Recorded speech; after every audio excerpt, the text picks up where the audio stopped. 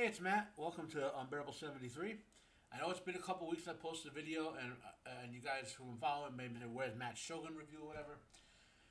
I'll be honest, this episode, well, in some there was some real life stuff. I was kind of a little sick, a little infection I took antibiotics for.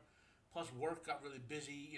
Like there's only chunks when you could. I had to have a 2 hour block to like make this video, plus the hour to watch it, then to rewatch it, and sort of stuff. So not to make excuses, but the other thing that made me reluctant to do this video initially, I knew I was going to do it, was because this episode, full on spoilers, guys. At this point, I mean, it's a 30, 50-year-old novel. It's almost all, it's almost all the Lord of the Rings. The deviances have been adding up. Now they do, from what I understand, I haven't watched 9 and 10 yet. I'll watch 9 probably right after this. After I review this review, they do get back to some of the core elements, so there's deaths in this last episode that deviate from the novel, and and of course there's an adaptation, but that's not to be mentioned here. And I think their logic was, well, these characters seemingly had minor roles, or roles that you could edit out of the novel.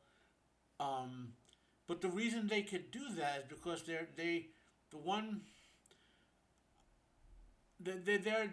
downplaying both Toranaga and Blackthorn, the type of characters they were, okay, in the novel. So to give an example, there's a scene in the book, in the original, of course, that Blackthorn goes full on Japanese. At some point, you see part of it here when he beats the crap out of his crew member, who disgusts him, but that's just embracing cleanliness. At one point, Blackthorn decides to commit seppuku. So prior to that, he's basically a Hatamoto in name only. He's still considered a barbarian outsider, and someone doesn't have the values or whatever. But when he commits seppuku, and it's a legitimate attempt, he would have done it. Yabu stops him, but the Japanese who hear that and know of that and talk about that, that's when Blackthorn goes full in on Japanese culture and commits himself, not just practically but spiritually, to it. And that's missing in this, okay? Missing in a big way.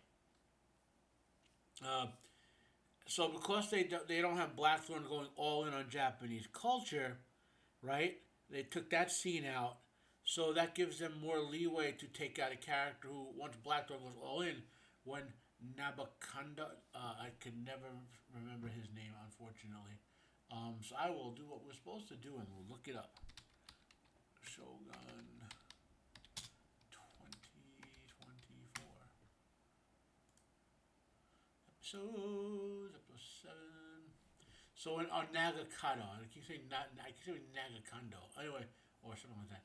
So when Nagakado dies, right?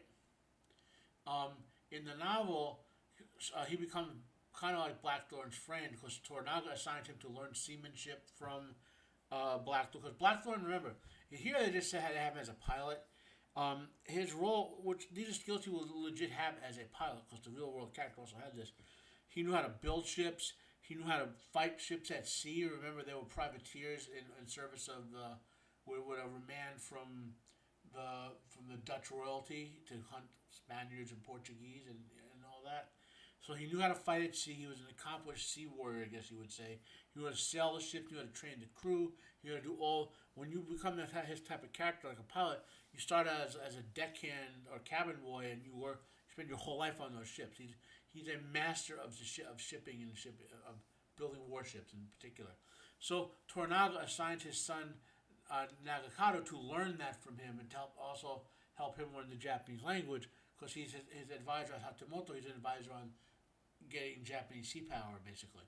So they since they eliminated that aspect of Blackthorn, and there's not enough time left to do it, well, they're just playing him as a stranger in a strange land, basically. You could eliminate Nagakado as a character because he's not important anymore, since they've downranked Blackthorn's importance, okay? So instead of being a co-main character with Toranaga, which they are in the novel, okay, he becomes kind of a supporting character, like like Mariko is basically, in all three of them, right? So that's the big sort of change that really irked me a little bit, but in part because it wasn't necessary to do that, And the character had historical relevancy and it had literary relevancy, and honestly, but the other thing, I think they downplayed Toranaga too. Okay, because he. I've been talking about how awesome Toranaga is. A man with always a plan. He has intelligence sources. I think this episode kind of weakens that look, in part because Hiramatsu is his right hand man, lives to the end of the novel, is integral in all his plans, knows everything. He's the guy. Like if you want to do the Sam and Dean Winchester, when they're on the same page, not having their seasonal brother angst or whatever. They like the one guy who knows all Toranaga's plans is Hiramatsu. Or at least 99% of them. Toranaga always has backups in case even Hiramatsu betrays him. So I think they downplayed Toranaga a bit too. Not too happy about the changes. So I at this point, before we do the episode review, I would say as an adaptation, it's gone from me like an 8 or 9 out of 10 down to like a 6 out of 10, probably even a 5. As its own product, it's still like an 8 or 9 because it's still really good. And if you had never read the novel, you would probably have none of these problems. What else to discuss? Oh, so this whole thing, and this is something that you got the impression of. Okay, so that they cut out a lot of the scenes in the first, which they showed in the first adaptation, which you learn in the book, what they show, or in the book they tell how impregnable Edo Castle is. In the original one, that you see when especially when when Toranaga is doing his escape, it doesn't happen in the courtyard there. It happened after they've gone through several walls and several layers of defense. Then Ishida himself shows up because he is the only one who can actually do the Lord Samurai look in that accuse the person in the gondola as being not the person. No, it's a rank thing, Likewise, he's the only one who'd be allowed to kill a Hatamoto or property. I'm not sure Hatamoto yet. I think he was all just property of Toranaga. So that's why only he took the arrow against him. So we saw the defensive fortifications in the original adaptation. Obviously, we read about them. This adaptation hasn't quite gone out of the way to explain why Toranaga can't just go to war. Okay, why he has to have this convoluted plan. Okay, and what happened in real life is Lady Gracia, who Mariko is based on, basically was killed trying to get hostages out of by Ishida, who's the real life character for her. All right.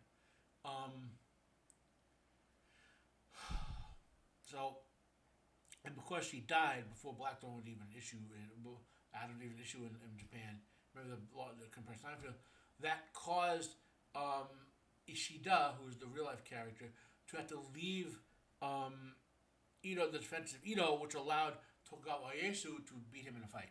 He lured him out basically because of the sacrifice of Lady Gracia being murdered in his camp. Right. I have links to all that above. Right. But I think this loses the whole point to me because they're not describing how impregnable Edo Castle is, and that's why they have to do this subterfuge. Okay. That being said, I have some links to about the history of Edo Castle, the Wikipedia of it, so you can read the details. I can't find a good military link. Like this is something I remember reading in magazines, like in Natural History, not Natural History, National Geographic. And I read a lot. I read a lot of magazines in the late '80s and early '90s in libraries, like all those piles of and I remember reading about Edo Castle. How impregnable it was back then. I just can't find anything to reference that. But so take my word for it, I guess. Until Metatron does an article, does the episode, I guess. So let's get into the episode review.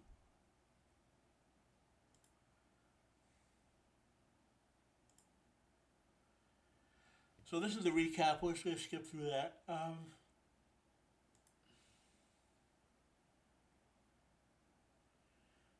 We're still in the recap. Here we go. That's the precursing. So this is Blackthorn basically trying to still get his way, so to speak, not understanding Toranaga. Whereas this is my biggest pet peeve now is they're making both of these guys stupider than they were in the book, so there's a little annoyance about it. And then Toranaga frees him to leave, basically. Like because the thing that would have gotten him killed are those journals. Now Blackthorn has them, so there's no evidence against him that he was engaging in piracy under Japanese law, so he can't be executed. He's now an honored guest of foreign or whatever, you know. And he's no longer, he freed him from his service, so he wouldn't have to commit seppuku when Toranaga dies. That's kind of the premise here.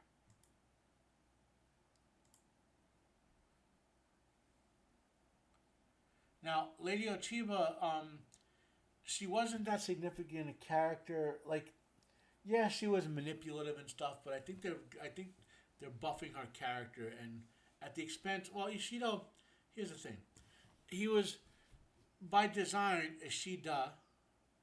Let's go the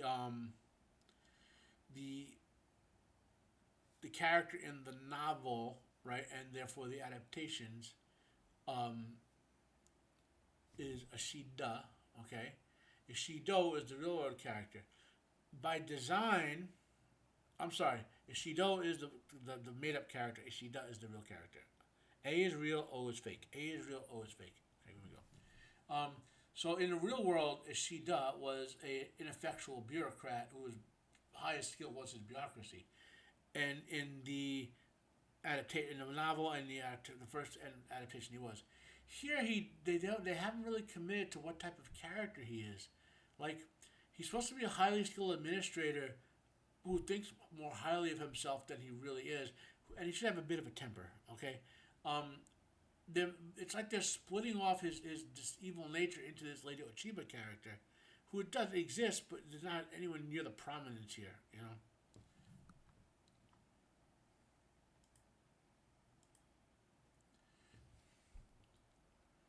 The actor doing a great job though. I hear them mourning Nagakano, which they're really lamenting all of themselves because they think they're all going to die, basically.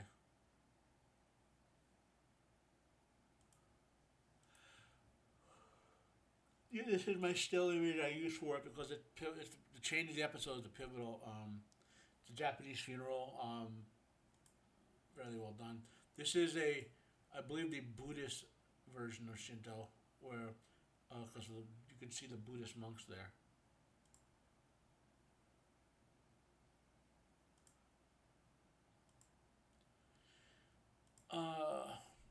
Now the tea ceremony. I'll include an article about the tea ceremony for those who want that so you can understand. This is so. Buntaro and Mariko have a complex relationship. Now, in real life, I think they only have like one kid in the movie. The novel, I think they had more than one.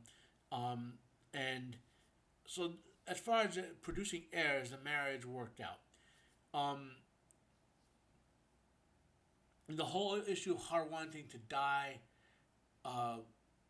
one of the reasons she wasn't pushing for it because of her Catholic faith, they're downplaying that here. It only came up like once in the entire thing, you know? And I believe it comes up again in the next episode. So I think there's some ambiguous writing on the Mariko character's half in this adaptation. It was less ambiguous in the first one, obviously the novel, which was very direct. But this is a political marriage, and Toranaga wants them to get their shit together because it would make his problems easier to deal with.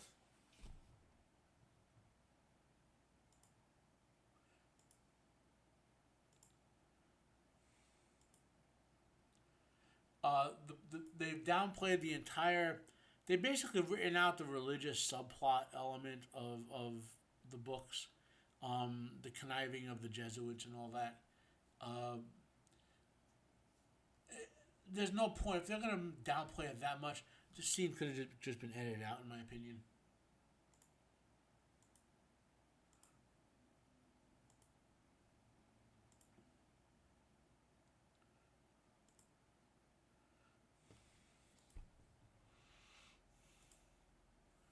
So this tea ceremony is very well done in terms of depiction. I can't attest to the accuracy.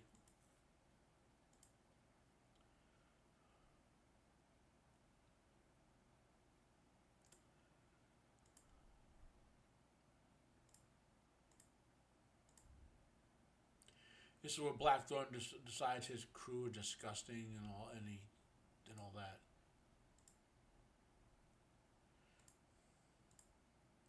Now, in the novel and in the original, one of his crewmen becomes like his right hand man and kind of starts adapting to Japanese life with him.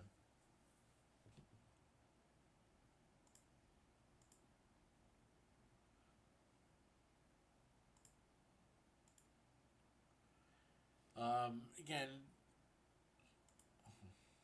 and here's when we begin to get to the great deviance, right? Um,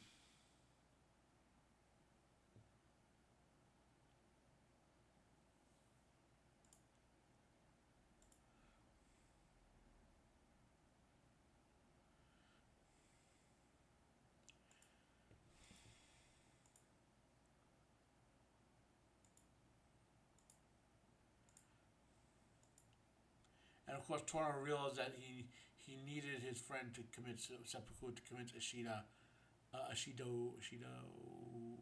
is real. Convince Ishido that he was really on his last dregs or whatever.